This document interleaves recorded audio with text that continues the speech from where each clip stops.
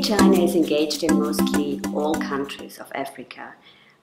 What are African countries expecting from China, especially when it comes to infrastructure investment? Well, I think in terms of the expectations African governments have of China, I think broadly, in terms of continued financing of infrastructure, I think African governments view that important. The infrastructure deficit that Africa has right now is about $170 billion annually. So I think they will still see China as a key financier and implementer of infrastructure developments in Africa, one. I think the other thing that we're beginning to see from the expectations that African governments have of China is as an investor. Not just in terms of government to government, but increasingly Chinese private sector coming in and investing in African economies. And I think finally, the expectations African governments have of China is to open up the Chinese market to African goods. I think last year there was an import convention in China where the Communist Party made it clear that the China is open to import. So I think one of the things African governments want is to push more products into China and value-added products.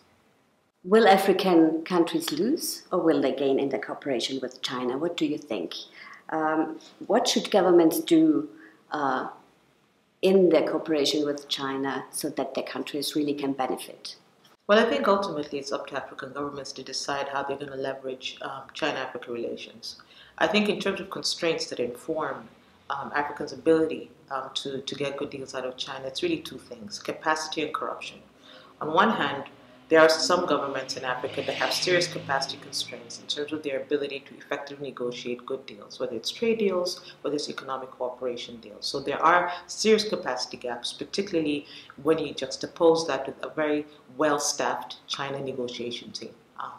So that's one. But the other issue that African governments are going to deal with is corruption, where there is a sense sometimes that deliberately subpar deals or inefficient deals are agreed to because of corruption concerns or corruption motivations by some African government officials. So I think really going forward, what needs to happen for African governments to really leverage the China-Africa relation and ensure that it benefits African people is to increase the capacity of their capacity to negotiate and massively reduce the amount of corruption. I think that way you'll begin to get a sense that African governments are really putting their best foot forward and making sure that their interests are being met.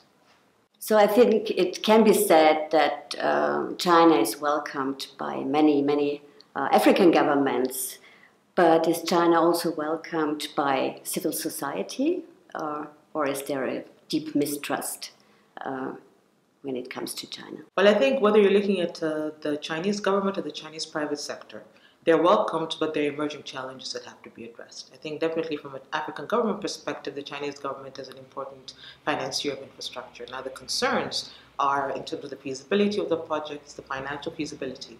We've seen the Chinese government make losses in certain infrastructure investments that they've made in Africa. So one, more broadly, is that why are they financing projects that are perhaps not as financially feasible as they should be? That's the first thing. I think the second concern that's coming up is the ESG concerns, so environmental, social, and governance concerns in terms of the projects the Chinese government is financing for Africa. A good example of that is a standard gauge railway in Kenya that was built through a national park. Now, the Kenyan public was not in favor of that because it's a national park, it has wildlife, but the agreement between Kenya and the Chinese government was that was going to go forward. So there is concern around that. I think we've seen pushback from the Chinese in terms of trying to address both those issues. I think, first of all, the financial feasibility and the due diligence will be a lot more rigorous. This was something that was indicated in the FOCAC summit last year, that there'll be a lot more due diligence and financial feasibility. And I think secondly, in terms of the environmental concerns, again, the Belt and Road Initiative is now an officially green project, and environmental concerns will be integrated into that. So I think that's in terms of government. In terms of the Chinese private sector in Africa, the broad concerns, I think, from the African perspective is sort of illegal and irresponsible behavior, whether it's logging or overfishing or polluting. There is concern that there is a laxity in some Chinese private sector companies around that. I think the second concern is the facilitating or enabling corruption by some Chinese private sector. So I think the best way forward, first of all, is for African governments to be stringent, but I think it's also important that the Chinese government start to implement policies that holds Chinese private sector in Africa accountable to laws in China. I think that will begin to address some of those issues.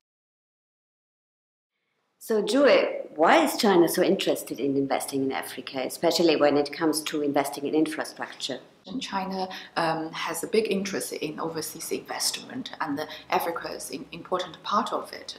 So Chinese foreign direct investment seek natural resources, seek strategic assets, seek markets, seek efficiency, and on the other hand, the African market, the rising African market, can meet many of China's needs. For example, the efficiency, for example, the market, for example, the natural resources.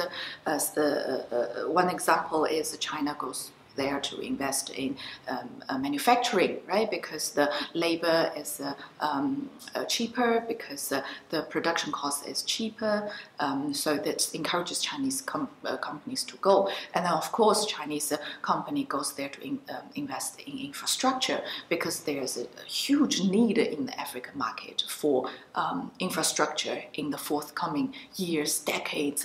And China is ambitious to go there to invest. Also because China itself has benefited from big investment in infrastructure in the past 3.5 decades. So China is ambitious about bringing this successful experience. China thinks it can work for African countries as well. Engagement is often seen as an alternative to traditional Western donors and investors. And some hope that Southern governments and African governments could also copy China's development path. Do you think that China's development path could be a role model for African countries? And what do you think, what could China offer to other countries?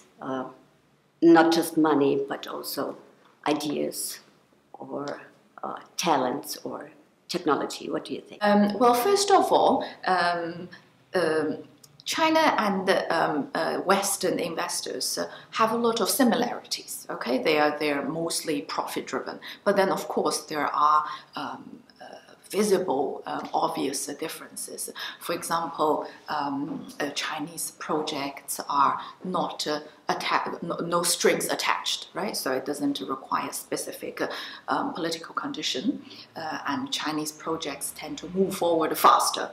It's in some ways more efficient, and the due diligence is faster.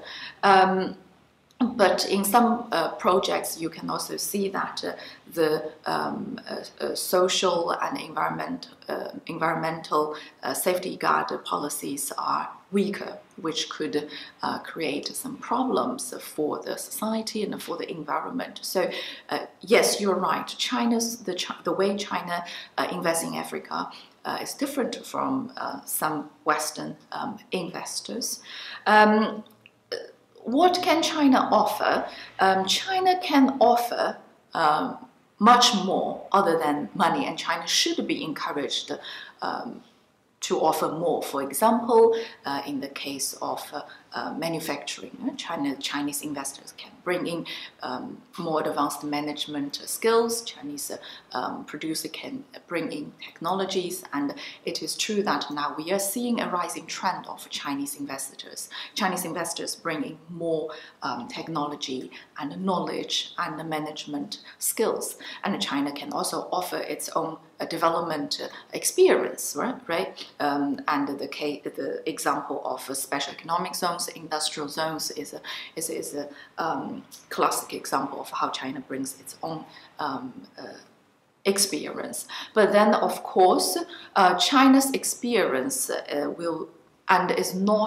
Chinese experience is not adopted wholly. Okay, it needs to be localized. It needs to fit the local situation, meet the local needs, and this kind of learning process is also a two-way learning. While the whole Africans and host countries learn from China, the Chinese also learn from their local partners. And my last question would be, do you think that China's interest in Africa would last for the next years or maybe even decades, or do you think that China's interest will cede and it will turn to other continents? Well, China's interest in Africa will definitely last, but China's interest in other continents, other places will also grow.